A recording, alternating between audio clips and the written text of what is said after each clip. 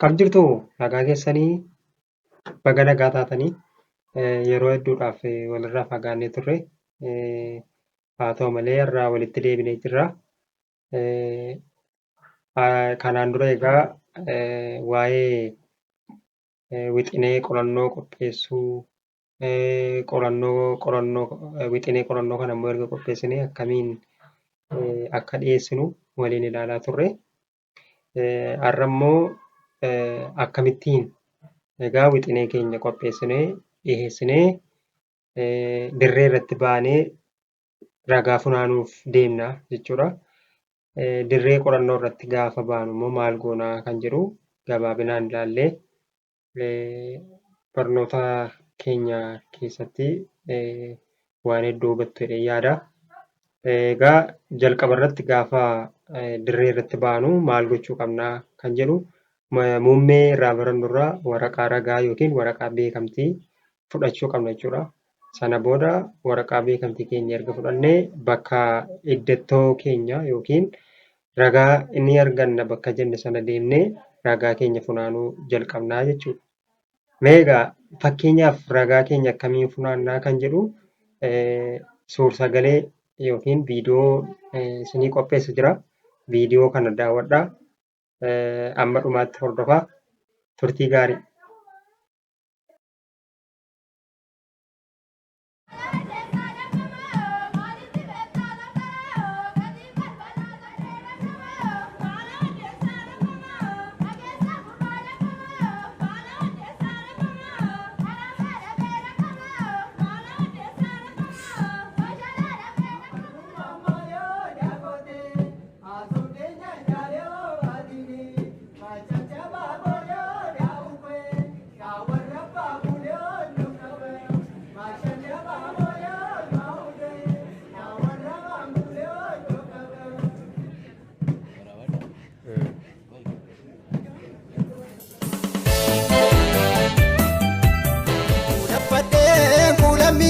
Mesa munanda kuda gange siap date pura di sakalo amiraya dingarange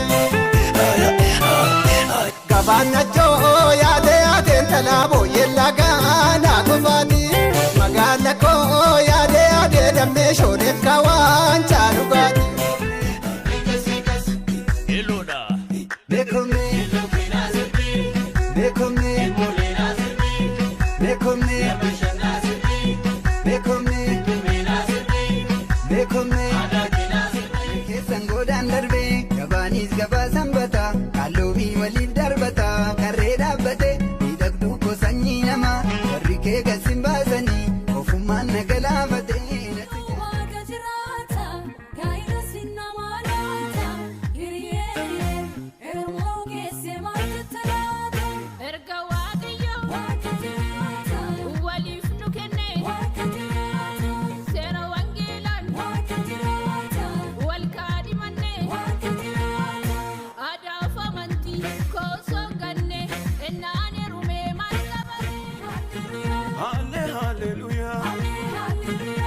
Again, Moko, Ani Singur Fada, Wangel Arcanabe, in the Sif Garada, Abu Mamunis, Irsif Matada, Hallelujah.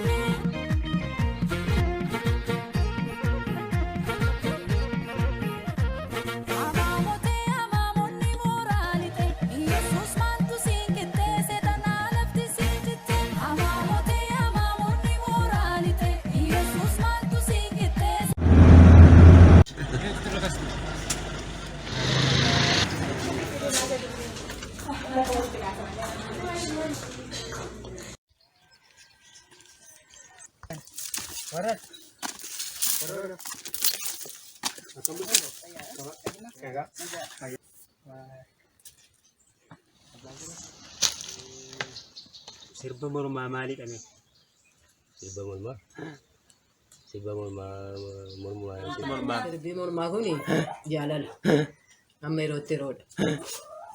Sirbi nyemmara mataanaan galgala kana sirba jira taanaani Nyaatis dhugaatiin nuti hin argamu. Sirba mormaa jechuun dargaggeessaaf dargaggeettiin kan walitti sirbanidha. Sirbi mormaa kun 2-5 qaba, 2-3 qaba, gattumee qaba. Akkasitti jechuudha kan sirbamu. Yani akkuma ati jettu akka aadaanii xinnoo rakkasee olii gadi babbadeetu hin ta'in yeroo umrii dargaggeessaa keessaan jirutti sirba sirbina. Sirbi geelloo jechuun guyyaa dargaggeessi fuudhuu fi guyyaa dargaggeettiin heerumtu jala bultii hamma ji'a tokko olitti illee yeroo sirbamu jira. Dargaggeessi ulee qabatee wayyaa mataatti maratee isheen immoo dibbee ishee qabattee yeroo weeddifatanii gallisanii sirbantu jira. Wanti biraa gargaaraa qaba. Gaama maal jedhameetta yeroo gallisu anuu muramaa murtaa abbayyii qasaqqasee danqaraan karraan jirudha.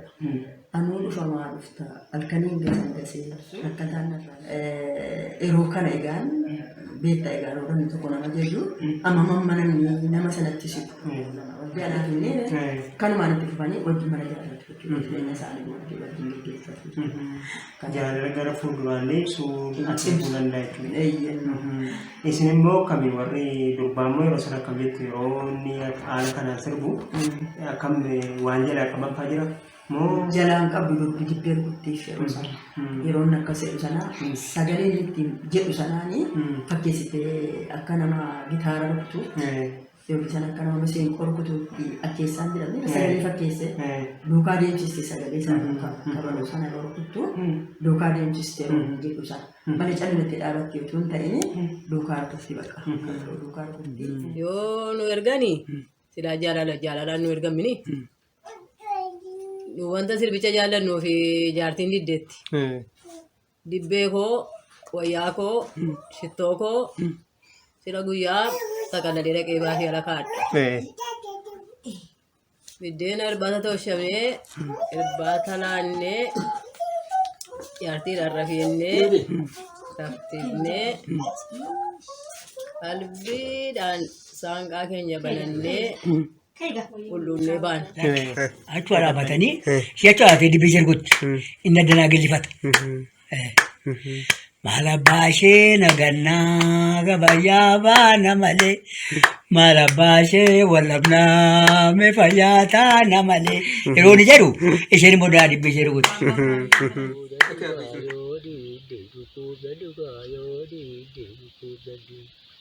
Deke bijan juri kayo di busa budi kayo di busa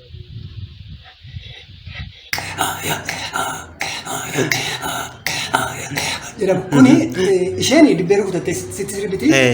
Inni dhiiraa immoo akkasittiiniti goobarsaa jedhu maal akka jedhamtu naan galu kanuma ittiin sirba sana ho'ifatanidha. Akka meeshaa muuziqaatti namicha sanaaf sagalee isaan bareechaa inni garachuudha. Mormi sun akkam yeroo rukutan sana inni maal ibsa? Amma fakkeenyaaf calleettee dhaabachuuf sirbuu wal caala. Amma yeroo isheen sirbitu inni sirbaa jaalalli baay'ee ho'a jechuudha. Sirbuu ishee sunii fi inni itti sirbuuf isheen itti sirbuun jaalalicha baay'ee ho'isa jechuudha. Sirbichi sun yeroo sirbamu hafuuraan sirbama namatti tola. Dhokattanii deemtu jechuudha. Dhokattanii deemuun kun immoo safuu cabsuun ta'u. Haadha babbaa dhokannee. Sirbicha turuudhaan nu teessisu waan rabnu mana teenya soorramnu. Maraloon hin dhaamamaa, gelloon hin gallifamaa, nuufuma addunyaa teenyee boonya. Kanaaf itti cabsinee rukutamnees yoo barame jennee baana. Hundumaan deemtu jechuudha. Maaliif hin deebinaa jiru garuu isaan? Abboommiidha. Abboommiidha. Saanqaa walitti si Halkan hin deemtanidha. Halkan hin deemtu. Haltuun halkan hin deemtu. Haali deemtuudha. Isa guyyaa immoo nu erganii dhaqanii soo miila tokkoon dhaabatanii kadhatu. Fiddeen biraan geessa kaa'itti. Iji biiftuu duutti gadi gallaan mana kootti hin galtu jetti. Akka wilii galee fuudhetti nu fidee biraan nu ga'ee gala. Sirba guyyaa immoo isheen nu erga. Saara kanii sana gaan jaallattu nu ergan. Inni ergamu. Ergamu inni erganii. Halkan hin ergan jaalatu. Ergan. Wal ilaallachuu sin ilaallatu. Garuu waan yeroo sanaaf ammatu garaagarummaan jira. Garuu mee garaagarummaattiin suni maal jettanii yaaddu warra ammaa fi warri durii waan isaan fayyadamanii warra ammaa immoo waan isaan dhaban jira waan jettan. Maalidha amma inni durii fi inni durii kabajuma guddaa qabamini Nama ammatu deebi'eeyyuu akka yeroo isaatti hin jiraattu. Yeroon sun akkam? Yeroon sana ulfina walii kennuun jira ba. Hundumtuu safuu qaba. Xinnaan guddaan hangafaa fuutisuunis obboleessa mataa isaatti iyyuu bukkee hin teessu natti. Obboleessa hin sodaatti yoo obboleessachi jiraate lafa ammaatti hin teessu. Hin baqatti. Wayini hin beellamsiisu. Malee obboleessi duukaa jiraannaan badaa xiyyoonni hin taatu. Wal sodaatu. Amma yeroo ammaa maaltu wal sodaataree maal ilaaltee sodaattee dhalootumti bara kanaa oosuma jalqabdeen xumurti. Aadaa dhawee sirbii kun maal shakkanii? Egaan baala gooftiidha. Kan deemuun baay'ee fokkisaa lammus. Kamaaniiti. Amma sirbi mormaa kun yeroos faayidaa qaba jechuudha. Amma inni dhibuun isaa waan jijjiirame qaba. Yeroos maal faayidaa geettanii yaaddu sababa sirbi mormaa jiruufi Baay'ee qalbii namaa eega. qalbii namaa eega. Qalbii jechuun akkam? Gaafuma sirba dhandhuu fi gaafuma ayyaana dhandhu malee jiruu keenya jireenya keenya malee waa'ee ala yaaduu waa'ee kashalabbaa'uu waa'ee magadaa dhaabachuu waa'ee sasana agarree sasana wajjin dhaabannee haasofnaan ijaan waliin agarru isa fuudhu wajjin waliin agarru. Yoo walitti dhufne iyyuu walirraa baqan walitti hunsin. Walitti hunsin. Sammaa gateettii wal qabatanii walii wajjin dhaabatanii haasaan kun hin jiru. Namoonni baay'een aadaa kana safuusa qabu kana eenyummaa Oromoo kan ibsu kana akka hojii seexanaatti ilaalu namni keenya.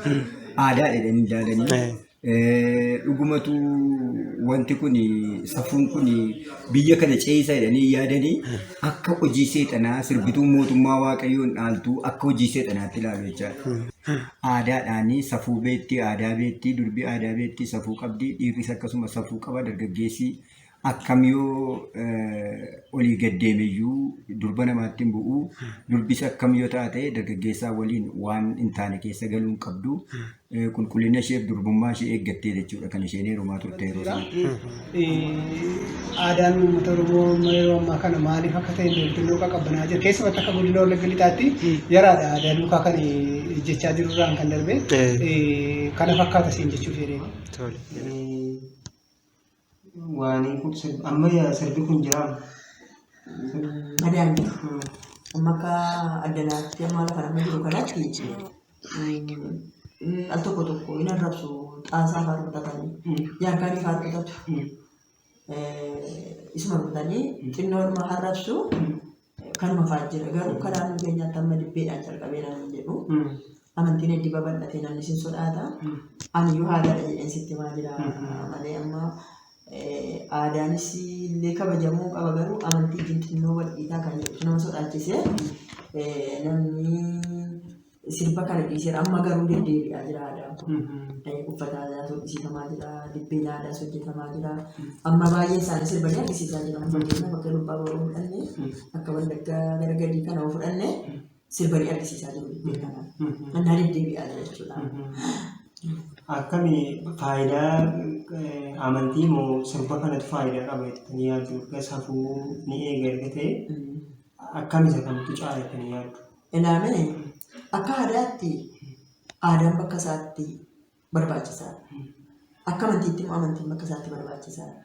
Garuu akka amantii namaan tulleettis akka aadaa sana siin gannetti wal bukkee qabanii aadaa kana barsiisuu agarsiisuun barbaachisaadha. Akka aadaa sun dhokatee namni jechuudha. Inni amma loon akkana sitti immoo amantii kun galee otoo hin ta'in aadaa kun calaqqisiisaa jira. Haadichis akka irraan fannatamnee fi amantiinis immoo bakka isaatti amantii waan ta'eef lachuu faayidaa qaba. Aadaan aadaa saba keenyaa aadaa Oromoo waan ta'eef gatamuu qabu. Amantiin kun muka mataa godha waan ta'eef innis ganamuu qabu lachuu walqixa jechuudha. Mirga walqixaa qabu. Ana bukkeetti jechuudha. Isa kamtu caalaatti eegatte amantii moo sirba mormaasuu caalaatti safuu eegattan yaaddu? Yeroo sirbaa turtanii fi yeroo amma keessa jirtan kanatti hundaa'uudhaan isa kamtu caalaatti yaaddu? Ana akka ammaatti amantii caalaan jedha. Maaliif akka ammaatti kan amma keessa jirutti amantii caalaan jedha maaliif amma wangeelis waan tokko tokko yeroo dubbisnu yeroo barumsa dhaggeeffannu amantiin ofiin caalaan jedha. Amantiin ofiin caalaan jedha garuu aadaa koo bukkeedhaan jedha. Aadaa koo gatiin barbaadu garuu amantiin hin bukkeessu. Sirriidha. Ani kan amantii fi aadaa tokkodha osoo hin taane haalli safuun eegamaa ture. Yeroo sirbi mormaa jiru sanatu eegamaa ture moo fakkeenyaaf ijoollee shamarranii akka argan deemuu safuu eeguu jira jettanii amma erga amantiin dhufee safuu kana eegumoo yeroo sanatu safuun eegama jettanii yaaddu. Yeroo sana eegama safuun maaliifi akkasii teekinooloojiin yookiin barumsi kun isin babal'anne ijoolleenis akka barbaadde iddoo barbaadde jettee mana firaa ijoollee duruu ijoollee durbaa of eeggachuu jira jechuudha. Amma garuu ijoolleenis akka barbaadan deemuu barumsa kanaaf cinaa jedhu aadaan badeera jechuudha. Aadaa gatanii jechuudha. Na aadaan yeroo ammaa yeroo iddoo wangeelii babal'atee iddoo namni dubbisee hiikaa wangeelaa baree barumsa kan dhaggeeffatee booddee warri maaltu dhabdee jedhanii aadaa gatanii jechuudha. Kan immoo ammayyuu aadaa isaanii qabatanii itti cimanii jiranis jiru. Warri immoo amma kun ikkoo amantiis ganee aadaas ganee jechuudha. Baramman aadaa Oromoo balleessee amantiis ganee aadaa duwwaan ganee jechuudha. Amantiin safuu eegeera waan ta'eef. Safuu eegeera. Wangeelli immoo kanas hin dhorkata. Wangeellis immoo wanta hin taane hin dhorka waan ta'eef inni amma aadaa sana gatee amantiis ganeera waan ta'eef iddoo lachuu keessaa qabu jechuudha. Kanaaf itti barumsi kun babal'atee itti akkuma fiixee ijoollee jiraachuutti kaatee aadaan keenya eegamuu dhiiseera. Dur caala yeroo sirriitti wangeelaan hin barre yeroo sirbinu sana caala jechuudha aadaa Oromoo eeguu. Aadaa Oromoo kabajuun, maatii kabajuun, uummata kabajuun yeroo sana caala. Kanaaf ammarratu aadaan hin eegamne, safuun hin eegamne, ammarra bareeddi wangeelli babal'atee namni wangeelatti hin gargaaramne jechuudha. Tole egaa walitti deebinee jirra. Hordoftoonni jireenya namdadhaa. Egaan akkaataan ragaalee walitti qaban wantoonni hafanii jiru. Fakkeenyaaf utuu ragaa funaanuun jalqabin dura keessumatti yeroo gaaffii goonu nagaa gaafachuu ni jira. Eeyyamsiisuun illee sa'aatii isaaniif beellamsiisuu ni jira. Haa ta'uyyuu malee egaa kana hunda waraabuun yeroo waan hin jirreef jedhee kukkutamee jira waan ta'eef isin garuu yeroo ragaa funaannachuu deemtan namoota ragaa gaafachuu deemtan irraa jalqabaa naamusa qorannoo jenne sana eeguu qabdu, iccitii isaanii dhoksuu qabdu, akkasumallee nagaa gaafachuu qabdu, haalli dhiyaannaa, haalli iddoo mijeessuu kanneen kana fakkaatan ni jiru. Inni biraan kan hafee mariin gareen taasisan ni jira ture. Haa ta'u malee viidiyoon achirratti qopheeffadhe waan na jalaa badee dhiifama isiniin jira. Isa kanis haaluma afgaaffii kanaan mariin garee akka taasifamu isinis suur-sagalee yookiin viidiyoodhaan yoo waraabbattan gaariidha. Inni kunis fayyaduu danda'a ragaa keessan yommuu qaccisitan waan ta'eef.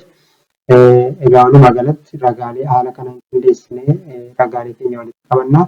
Akkamittiin ragaa walitti qabanne kan immoo qindeessinee qaacessinee gabaasa qorannoo keenyaa barreessinaa kan jedhu immoo yeroo itti aanu kan waliin ilaallu ta'a. Waan amma yoonaatti na hordoftaniif galatoomaa isin jira. Yeroo itti aanu mata duree qorannoo waraqaa qorannoo barreessuu fi dhiyeessuu jedhuun hanga walitti deebinutti nagaan tura.